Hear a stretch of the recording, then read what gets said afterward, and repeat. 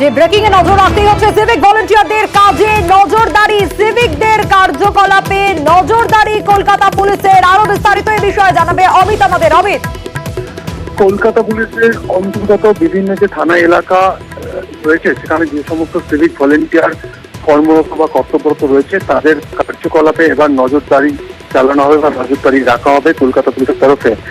Assistant commissioner র্যাঙ্কের একজন অফিসারকে নিয়োগ করা হয়েছে, যিনি পুরো বিষয়টা সুপারভাইজ করবেন, অর্থাৎ যিনি পুরো বিষয়টা নজরদারি করবেন সিভিক ভলেন্টিয়ারদের কার্যকলাপ নিয়ে।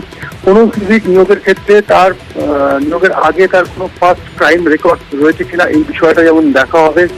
একই সঙ্গে কাজে যোগ দেওয়ার অর্থাৎ কলকাতা পুলিশের নিয়োগ হওয়ার পরে তার কার্যকলাপ কি থাকছে, সে থানা এলাকায় কি ধরনের কাজ করছে বা কোনো অসামাজিক কার্যকলাপে সে জড়িয়ে পড়ছে কিনা, এই পুরো বিষয়ের উপরে কিন্তু নজরদারি চালানো হবে। এই মর্মে কিন্তু বিজ্ঞপ্তিকারী হয়েছে কলকাতা পুলিশে।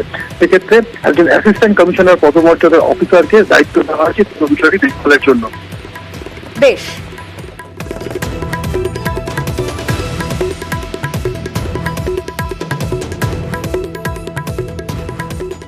পুলিশের বিরুদ্ধে তদন্তে গাফিলতির অভিযোগ, নিহত ডাক্তারি পড়ুয়ার বাবার তথ্য প্রমাণ লোপাটের আশঙ্কা। সিবিআই সব দিক খতিয়ে দেখবে।